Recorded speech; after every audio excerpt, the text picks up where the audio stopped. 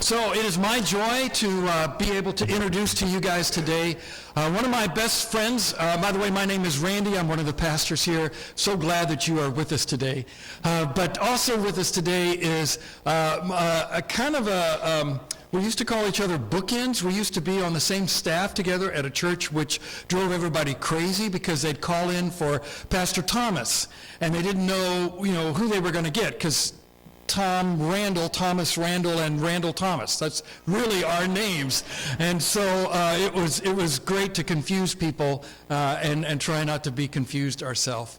But my brother Tom is just so precious. He used to live right across the river from here in Ridgefield. And because of the health of his wife, they were forced to move down to another beautiful part of the country in Phoenix area, which is where we got to meet Tom and Don.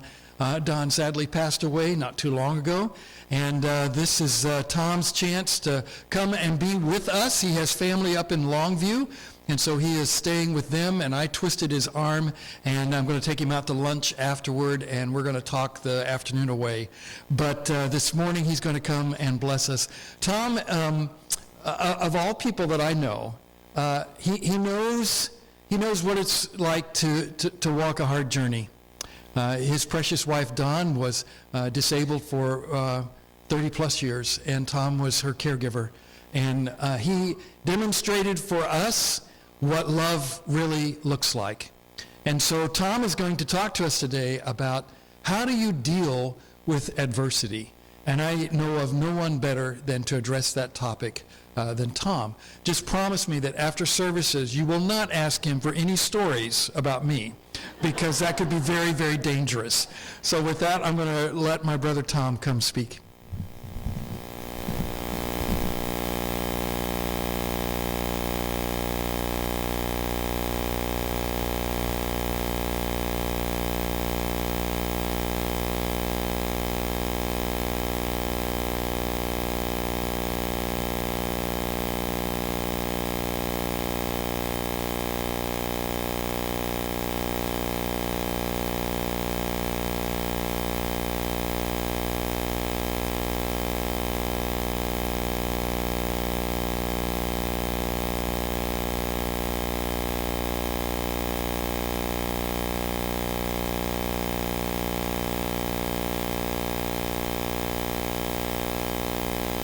Yeah, now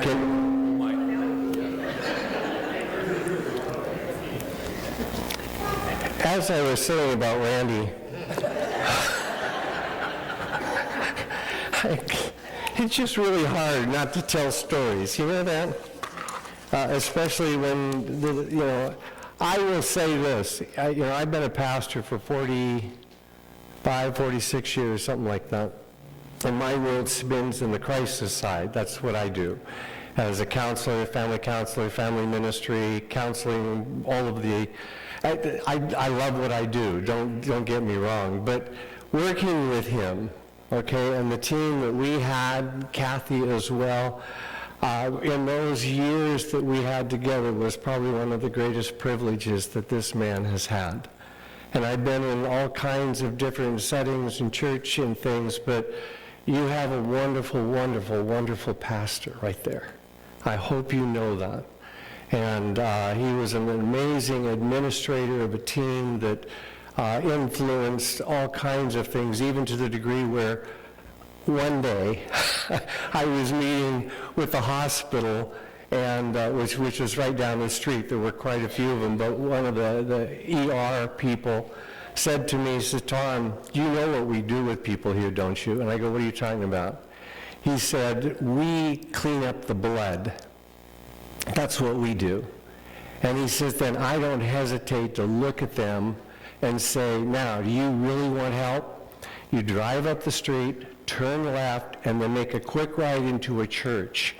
And there's a staff there that will help you." And he was the instrument that God used to help build a lot of that care ministry. And that's the kind of person that I got to know, and Kathy along with it. So to come here is a privilege. To do things with this gentleman is a privilege. And again, I look at it and go, you're very fortunate. And then I walk in today just for fun, right? Nobody knows who I is. And I'm downstairs, and in this group, they're praying for the community. You follow? Praying that something would happen in this community where there would be a sense of where the influence of this group right here, along with others who name the name of Christ, would have a constructive influence that would see more and more and more. And I'm sitting there, and my heart is just going, oh, I love this. And sitting in the room where I was at, there were 8 of us, I think, and one was disabled, and another person works with the disabled, and this is what I do. Caregivers, the unsung heroes of our day. That's what I do. Do you follow? This is what my wife and I put together and reuse, of which I'm going to give you a brief little synopsis of it, and just to try and build a picture in your mind of when you face adversity and how do you handle it. Well, at the same time, I'm going to have a little fun through it all. It's meant to be to help build a picture in your thinking. That's what we're trying to do. And as you walk through, you'll see the uniqueness of it all. But again, that world, the caregiving world, those who oftentimes people don't see, that's what I heard downstairs. Them praying about those people, saying, how do we get to them? How do we get to them? How do we get to them? And I have the privilege to walk in here at this moment and say, oh, that's music to my ears, especially the caregiving disabled world, and you'll see why as we move along. But again, I just want to thank you for just allowing me to be here and to bug him, because, he doesn't know. He told me I had 25 minutes? Yeah. I use a calendar when I speak.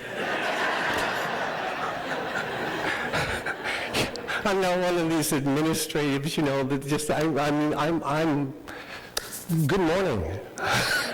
I'm in Oregon. I was born in Portland. My parents moved a lot when I was young, but I always found them. But again, and then eventually to Seattle, and it was the same. And it was just sort of that way. But I'm back in the Northwest, and I must admit, it's beautiful. It really, really is.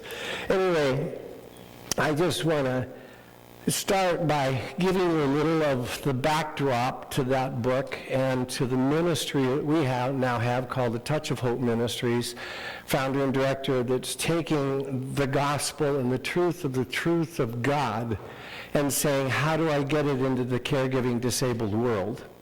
Can you see that? Okay. No, is it too small? Oh. Grow. All right.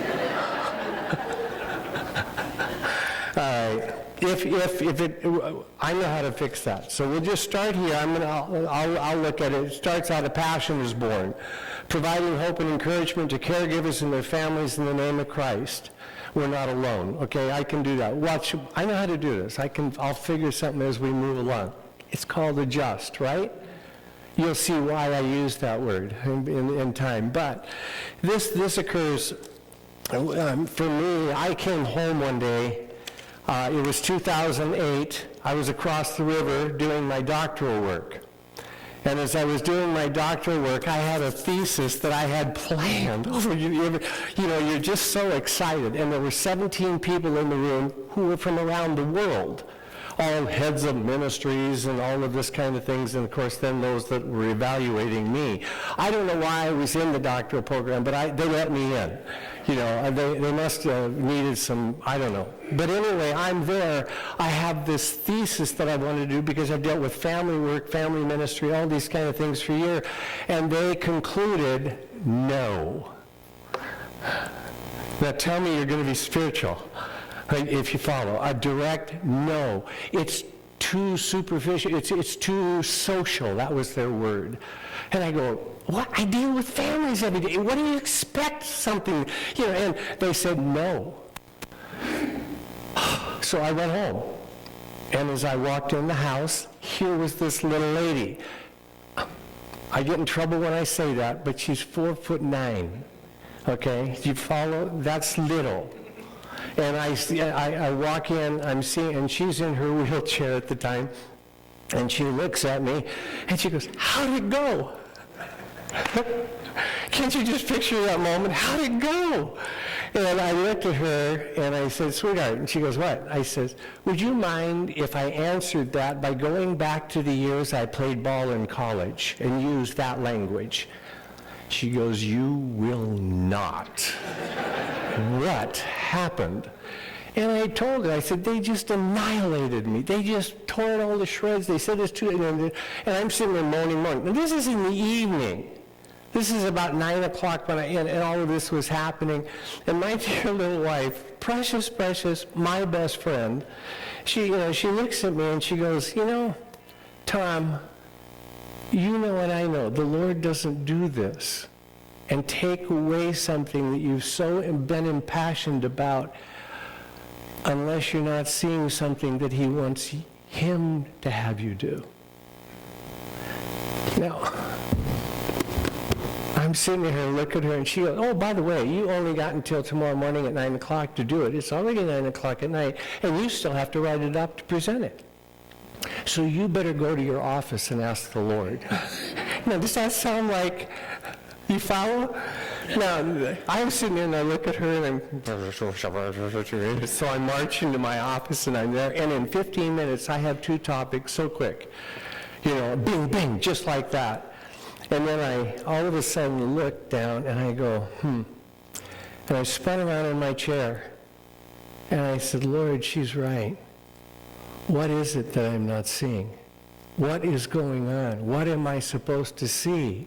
Now, I'm a slow learner. Any of you in that boat, yeah, thank you. There's a few honest in here too, But in that same moment, as I spun around in my office, I had these glass doors that were there, and as I sat there and I looked through those glass doors, and all the way at the other end of the house, I could see a little lady in her wheelchair. Follow that. She's looking out towards this area of the world, because we live sort of up on the ridge that looks out on the valley and the river, and the outcome was, I sat there and looked at her and looked at her and looked at her, and I thought, physical disability in the pastor's spouse, the impact and challenge on the pastor, his marriage, his family, the church, and the community at large when the pastor's wife is totally disabled. Now, that all came just that quick. So I do what I do. I pull out a pencil, and I figure, I better write that one down, because it's all new to me. I had no clue what was going on, and little did I know. And then as I sat there for a little bit, I decided, man, I better, okay, write up what I would present. Then oh no, I can't do this. I can't do it. No way. Do you know how much stuff she didn't know? When you're on 320 milligrams of OxyContin a day and all the other medications that you were on, do you think you recall what's going on around you? Her mental state during many of those years was such that she wasn't cognizant of everything. And here I am going to let's do a project on it. Let's do a thesis work on it.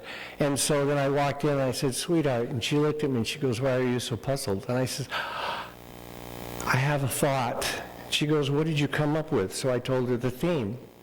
And the outcome was, I'm sitting here going, I don't understand why that theme came. I don't understand anything. But then I told her what it was about. And she goes, "Why are you concerned?" I said, "Because there's so much you don't know that we couldn't say, we couldn't do." We had 4 kids, if you follow. All the trauma, all the things that they would work through. And in the same breath, then, as she looked right at me, and then she said this, "Tom, will this help people?" Now, that's her heart. Will this help people? And I said, "I don't know. I have no clue. I don't know what I'm doing." She says, "Well," so she gave her blessing. I said, "Well, I'll get all 4 kids, they were grown now and had families, and if I don't have their approval, because it's going to call for them to have to talk." then we won't. But they all said yes. So the next morning I walk into this group who shattered me. Now what are you going to do? They already, threw me. I'm older than all of them, because back then I was even older than all of them. And they look at me, but they had heads of ministries, heads of from Africa, from professors from California, people who were heads of missions groups in Canada, Mexico, and then they let me in, and I'm sitting there and I'm thinking, how do I make a presentation to this crew so that, it gets across? So what I did is I thought, I'm going to play a game. Do you like playing games? I'm good at it. And anyway, this game was such that I sat down, and the 17 people, and the dean was an immigrant from communist China as well. And so they're sitting there, and they're listening, and then they go, Tom, go ahead. And so I said, well, I got the 3 topics, and I said, but I'm going to start with 1 because I'm not leaving here. I got 3 because I'm not leaving until I know. But here's the topic. I have a friend who's greatly influenced my life. That's how I started it out. It's a lady friend. And it just so happens this lady's friend is totally disabled, but everybody I know who ever meets her loves her. Okay, you get the picture? She's a friend of mine. And it just so happens she's married to a pastor. Do you follow what I'm doing? Okay, I want them, and so I said, she's married to a pastor, and at that moment I broke into her story. When she was 20 years old, she lived up, people might know, White Pass Highway, little town of Randall, Morton, okay, just outside the town of Morton. She was headed back to her work at Tacoma General Hospital, and as she was going along, her mom was driving the car, and a truck was waiting to turn on the highway. They were doing 60, the truck was stopped, the man turned in his truck to get something, and his foot slipped off. 1966, slipped off the clutch, for those of you who remember those days. When it slipped off the clutch, he came back, he caught the wheel and threw the truck right across the highway as they came at 60. No chance to even hit the brakes. Bang, bang, that quick. Dad was asleep on the back seat because he owned a construction company up in Randall, Washington. Okay? So I had more fun than you can shake a stick at with that. But again, it just so happened, and then when he went over the seat like this, snapped her spine. And then the truck took the dash, pushed it, because she was sitting in the passenger seat in the driver's section there, the passenger side, and as it then hit her and blew her face away. So her face was gone, and her spine was snapped. Did you get the picture? Okay, and so, if you can just picture that whole, it was just an amazing, painful moment. There's a lot that goes to it, and what they did and everything, but they eventually had to get her from the little hospital in Morton to the big hospital, Tacoma General, because they needed the specialist. They brought her in, took her and put her into the x-ray room, right? Now, they had taken some x-rays, but they brought her in, where she was supposed to be at work that night, in and on that x-ray room in that table that they were now bringing her into. She didn't show up until they handed the card to the lady, and the lady looked at it and go, oh! They finally realized where she was. Dawn was the patient now that they were bringing in to the x-ray room, and the x-ray technician walked over to Dawn and looked at her and said, Dawn, Dawn, Dawn, is that you? Now listen to those words. Is that you? They couldn't even tell who she was. It was that bad. Now, again, you look at things like that, and again, it's just a little bit of the story, but it's a little bit of who this lady was. Because she realized when she heard it, I must be pretty bad if they don't even know who I am. And the point is, she only spent 4 days before they even cleaned her up, because they gave her no chance to live. 4 days. When they finally began the fusion back in '66, because that's all they could do, they then started dealing with her, and then she spent 210 days on a striker frame that they flipped every 3 hours. Now, you're 20 years of age. 2 months prior to that, you've just accepted Jesus. What's going through your mind? Picture that. Every dream you've got is gone. They even came in while she was in the hospital and let her know she could no longer be a participant in the X-ray program at that hospital. Everything. You know, and you sit there and you go, oh, but here's this lady. 210 days later, she gets out, she goes back to Randall, is there, and her father finally says to her, you know, you got to do something, sweetheart. What are you going to do? So she goes to a community college in a town called Centralia. And then from Centralia, she then says, I want to go back to the University of Washington Medical School to get my degree, and it doesn't work out. They wouldn't let her in. So she decides to go to a farming school because it's the only one that would take her. And all you people in Oregon, I'm sure, love Washington State University, right? But that's where she was given the open door. And who was already there? Okay, you get the picture? But anyway, as she got there, she got into the program, and the next thing you know, I'm telling this to those people in that room, remember, but I'm not using me, so I'll take it back. She gets there, she gets to Washington State, she meets an engineer, and 3 years later they get married. A year later, her husband decides to go into the pastorate. Now, she's a medical technologist. He's now going into the pastorate. They are in Oregon, and a place called Portland. You familiar? And so the next thing, you know, she worked at OHSU, and then he got his degrees in Portland, and then from there, they went into the pastorate. Now, she could walk by then, if you get the picture. From that room in the hospital, 210 days, recovery, when they lifted her up, she stood straight for the first time since that accident. Now, in the same breath, they brought her along, got her walking, got her moving, and then she's over at this university, and she meets this engineer, they get married, and the next thing you know, their whole world changes, and then lo and behold, God in His kindness grants them a privilege that they weren't supposed to have. Matthew, Beth, Josh, and Margie. She wasn't supposed to have children because her spine had been snapped.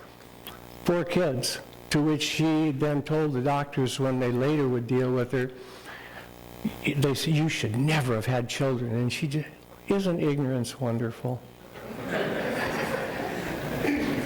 You know, but the outcome was you have a lady who is in tremendous tragedy, tremendous pain. She meets this, and the next thing you know, they get into the ministry, serving in the ministry, doing things in the ministry, and then in 1991, 25 years later, a cyst forms in her spinal cord where it was bent inside it. Surgeons go in, you can't go in, but they go in and they just get a needle through the outside and got it into the cyst and then drained the cyst. That's how they did it. The only problem is she was paralyzed on the right side when they got done. It took a year and a half, and slowly the nerves rebuilt, and she was back. Now, she's got 4 teenagers at this moment, if you follow. And the next thing you know, in 95, she was able to walk, and then in 95, this lady again has another cyst, another surgery. 97, another cyst, another surgery, but then time out, whoa, time. University of Washington Medical School steps in and says, can we have your case? And she goes, let's talk. What we want to do, and this is what I told this class, what they want to do is to go in and break her back, cut out above and below where the bend is in her back, hoping to pull the spinal cord back to where it's straight so the tension on your spinal cord doesn't create cysts. Spinal cord doesn't stretch, by the way, if you don't know that. But anyway, that's what they have. And hers was tethered on the inside. And she looks at the surgeons and says, let's go for it. You know, you just go along. You go through that, the surgery itself, 24 hours, the whole sense of the recovery, 5 months in a cast around her body. Picture that. Remember, she's that Christian, the lady, and having an influence in all that she does. But right along with it, as it's there, she's got this cast around her body. They finally take it off, and when they took it off, she stood straight for the first time in 30 years. Totally straight, spine and everything. She comes and like, let's go home. Go. That's what she says to her husband. So they go home. 3 weeks later, she approaches her husband and say, Can I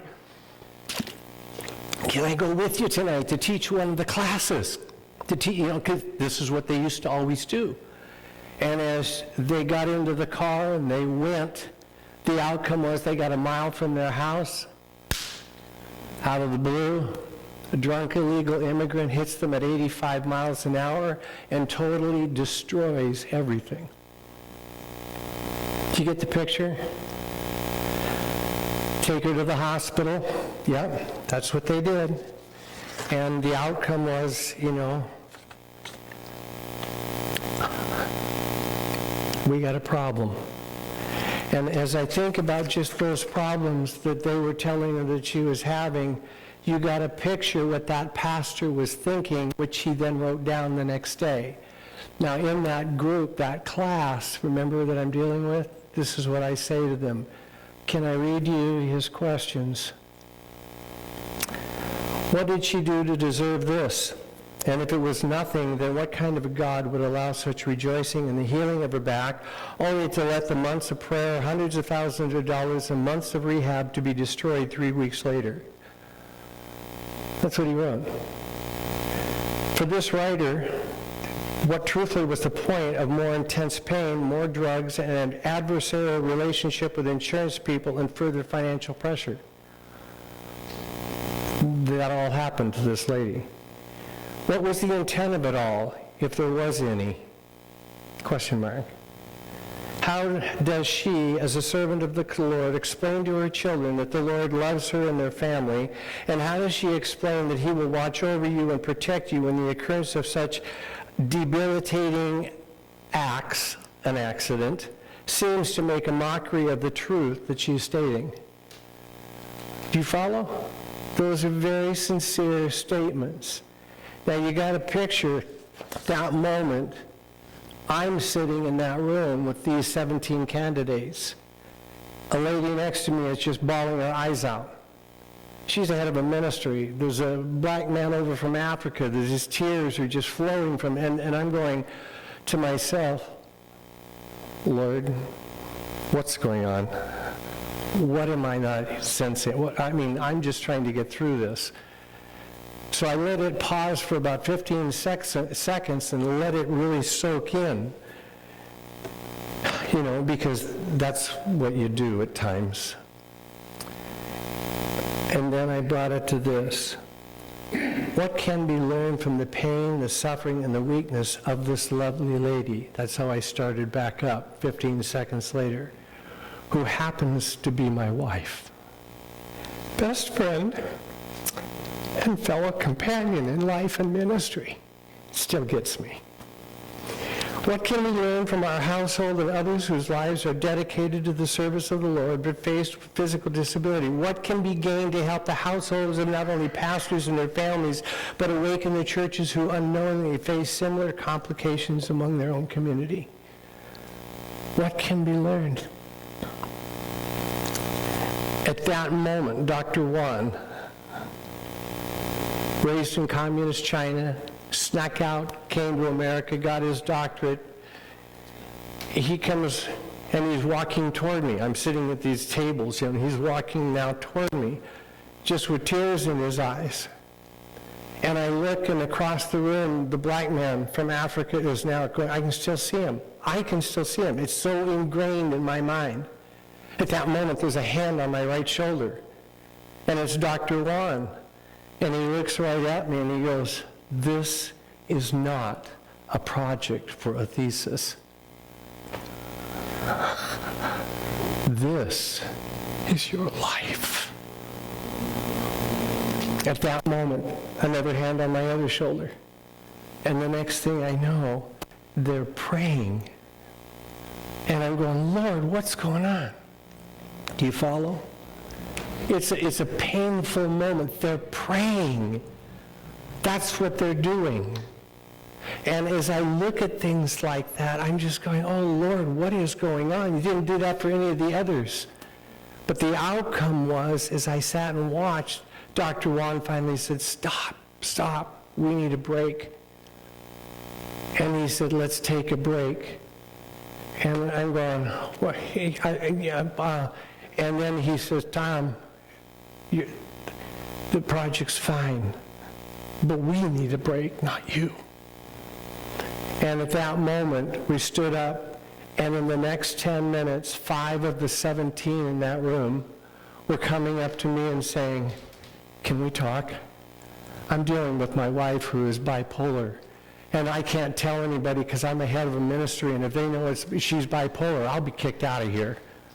They don't want somebody who's got a wife that's mentally incompetent. That's what they told him. And he goes, the black man from Africa, he says, Tom, can I have your time? He says, do you know what it's like in my country? You think there's people, in my country, they have sticks that they have, the kids. They're this big. That's what they stick into the ground to drag themselves to walk, because that's all they got as they drag their legs across the ground. Can we talk? Can you help me? Help me to understand. And you see, 5 of the 17 had issues like that. Now, I'm real observant, and I sat there and thought, Lord, what in the world is going on? I don't understand. Remember, the night before, less than 24 hours, I didn't even have this thought in my mind. They kicked me out, saying, now they're all crying and saying, can we talk? And I'm sitting here going, Lord, what just happened? Do you follow? What just happened?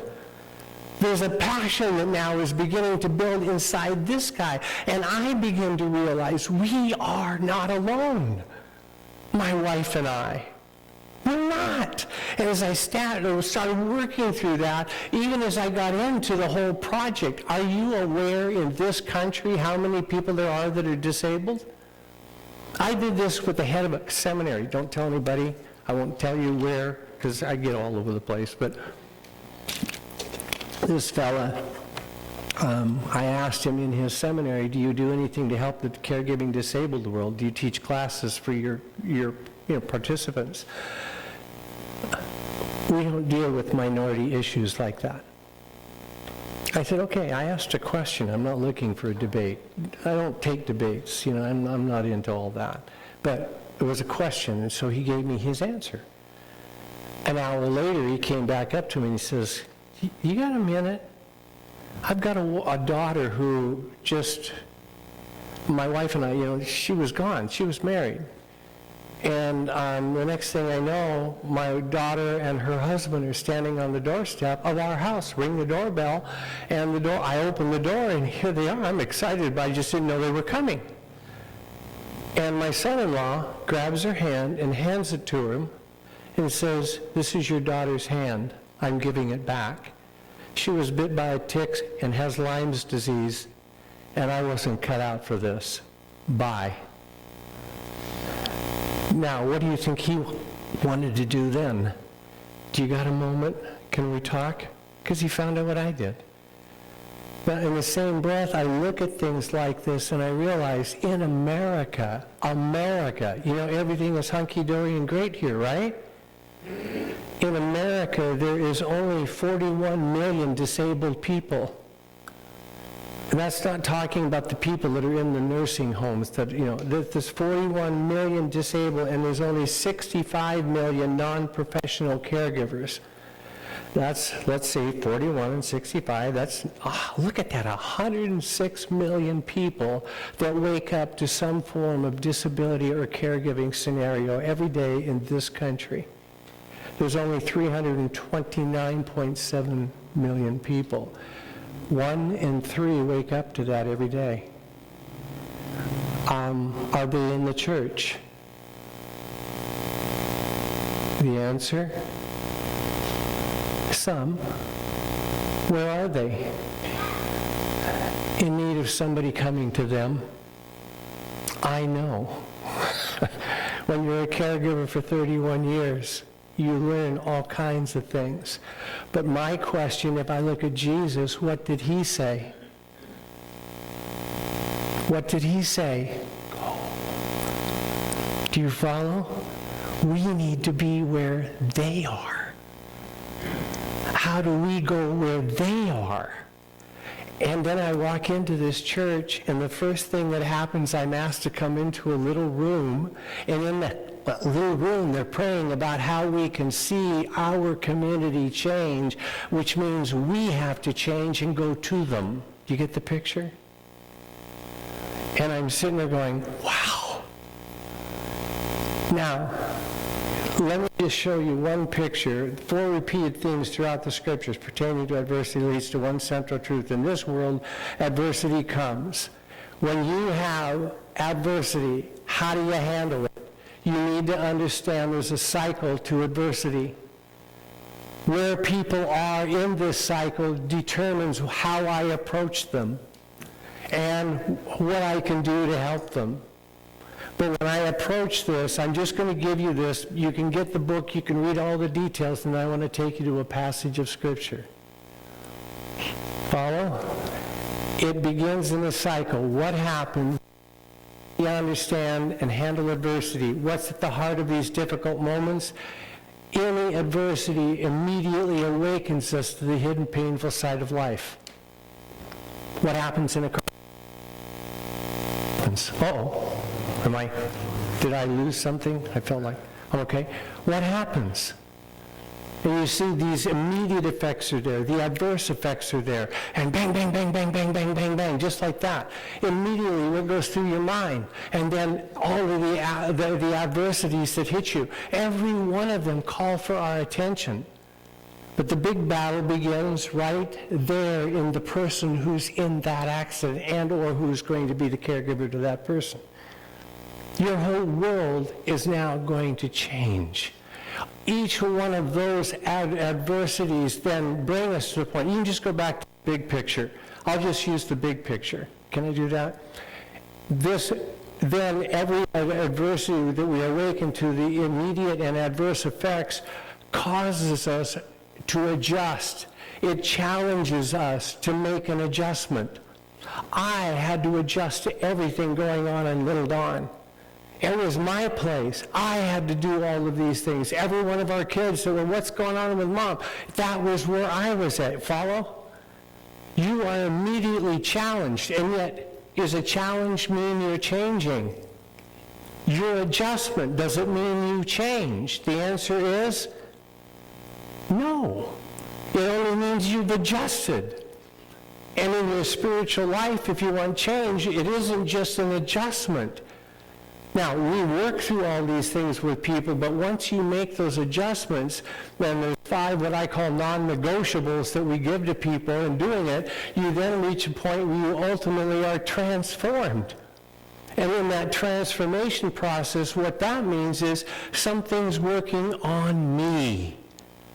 And I am then in approach making decisions, but who is that? Who is the one who said, I'll never leave you or forsake you. I love you dearly. Now, in that moment, again, we're still working through so many things, but we reach a point of acceptance and move it through, and we realize then, years later, look what God has done. And the matchless grace. If you met my wife, you would have met somebody who very few people didn't have absolute, total, utter respect for. And you wanted one thing if you were going to meet her, because she'd always ask, can I pray for you? You wanted to be on her prayer list. Because that's who she was. And she had that kind of impact. Hundreds and hundreds of cards and notes have come in. People I don't even know because of what one lady who was totally disabled that couldn't do much of anything did in influencing her world. And I look at that and say, you're praying about getting into your community. 1 in 3 will probably be in the disabled caregiving world. And I'm going, Lord, this is going to be fun for me. if you follow. Because I'm looking at it and just saying, there's people I'm more than willing to help, especially because that varmint's here. You know? But again, I just love it because I know this is what the Lord wants us to do. Go into that world and be there. And that's what we do. And you ultimately are mobilized to action, and yet in every one of these points, it's always drawing us back to the Lord. Now, you wondered, I thought this was supposed to be a church. Right? So, Psalm 13.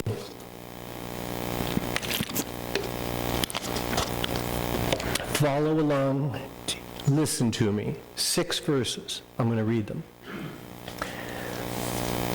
How long, O Lord, will you forget me forever? This is a psalm of David. How long will you hide your face from me? How long must I wrestle with my thoughts and every day have sorrow in my heart? How long is my enemy going to triumph over me? What do you pick up? How long? How long? How long? Do you think there's a little sense of enlightened, sense of excitement, or a sense of an overwhelming problem that's got him? Do you get the picture? How long? How long? How long? Yeah, and his whole internal makeup is wrestling. God, look at the pastor's questions. Oh, by the way, I was that pastor, right? Look at his questions. How am I supposed to? How am I supposed to? That was the day after the accident. Do you follow? This is what the psalmist was saying. Problems, problems, problems. And some of them are like this. That's what he's drawing at. Now, verses 5 and 6. Let's go to the end of the psalm. But I trust in your unfailing love. My heart rejoices in your salvation. I will sing to the Lord, for he's been good to me. Don't you just love that? Doesn't that sound like an American? Let's be positive.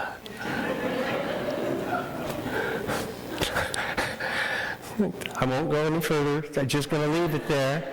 Because you see, what you find in the psalmist, he's got this intense problem, but 2 verses later, there's these words that start out, I will trust in your unfailing love. He's back in the present tense. I will trust in your unfailing love. Present tense, right now. I will trust that, and therefore I can sing to my Lord. Because the perspective, something has happened, and I am now living a life of exalted, triumphant praise. And I'm going, how did he get from this overwhelming problem to this triumphant praise? 2 more verses. Happen to be in the middle. Look on me. Look on me, God. Look on me and answer, O Lord, my God. Give light to my eyes, or I will sleep in death. Man, my enemy will say, I have overcome him. You get the picture? And my foes will rejoice when I fall. What's he doing? What's he doing? What is the psalmist doing in those 2 verses? Look on me and answer me, O Lord. Do you get it? What we were doing downstairs. Can we pray? Why? Because that psalm teaches a simple truth. Problems to praise pivots on our prayer. Do you get it?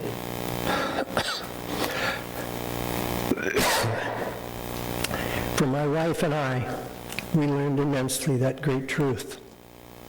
For my wife and I, we used it all through all of this. For my wife and I, this sung a tune that she mastered. If there's anybody anywhere who wanted something, it was her to be praying. But you know what else graced her life? What was she known for? Everybody who knew her saw her smile. And I didn't bring a picture of it on my phone, but you'll see it. That smile went with her everywhere, and yet she lived in excruciating, excruciating pain. So much more than you would ever know. And I watched her, even held her, in a moment when it went berserk. And the Lord came in while I was holding her, grabbed her, and said, "Tom, move over. I'll take over from here." 55 years from that first accident. God granted and told her, everybody told her, "You're not going to make it." 91, 95, 97, Don, you're in trouble. 98, the big accident again. 2001, by that time, Don, you're not going to make it. Just plan on not. She prayed. But you know what she prayed for? Lord, can I just have the privilege of holding one of my children's children? That was 2001. I remember getting done with the prayer and looking at her and saying, "I love your faith, because none of our kids are married. And if they're telling me that you're going to be gone in 4 months, and you're looking at it, I'm going to just have the Lord answer my prayer, and none of them are married, that means they've got to get married, and then it's at least 9 months, right? So I know your faith says I'm going to be here." But that was her world.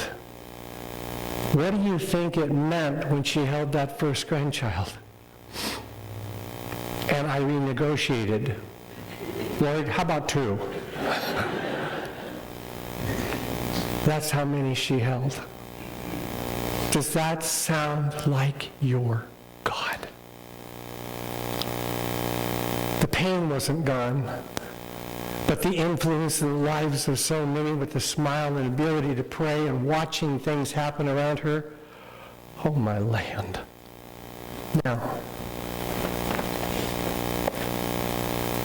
it's all in there, as well as all the details of how to work with caregivers and the disabled, because you need to know how to handle adversity. But we do it by looking through the lenses of a caregiver rather than just the pain, because give me the caregiver and I've got the key to that house. And I know that. They're the ones that set the atmosphere. They do everything.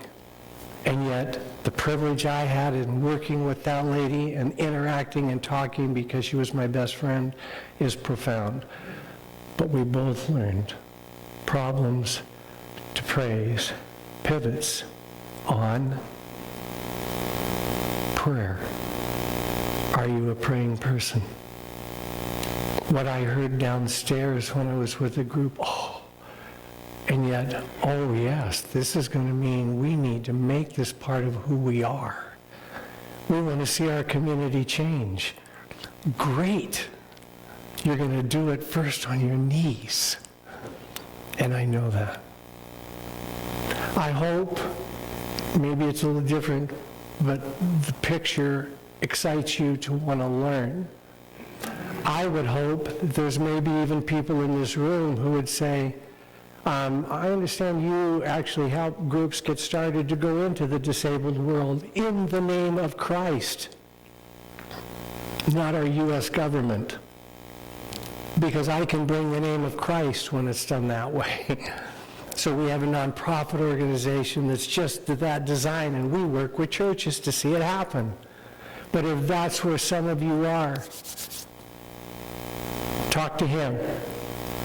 He can't spell well. His name is backwards. But he can talk. Okay? I had to get it in. But in the same breath, let's see what God does. Let's watch what God does. If he's igniting that, then let's jump on board, because it's astounding. We're joining him in what he is doing to reach a community.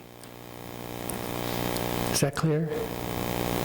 A cycle you need to learn. If you don't know, you need to walk through it and see, because there's a lot in it, more than what you can do in one little 20 minutes. But in the same breath, remember this when you walk out. Problems you face turns to praise when you pivot it on your prayers. Let's pray. Father, maybe in some ways the message is a little different. It's not just a textual outflow, it's more of a story. But in the same breath, it's a story where you have had your hands so involved. And that one lady with whom you had that story particularly is now in your presence. And I can't help but rejoice, rejoice, and rejoice because she finally got to see her Savior face to face. She longed for that day. Just as for many of us, we have those that are around us who don't know you, and many others, Lord, who are uneven. They know you, but they're drawing near to those latter days. But in the interim, may we live in the present tense, learn what it is to pray, and watch as you direct our steps into seeing our communities change. For your honor, for your glory, I ask in Jesus' name. Amen.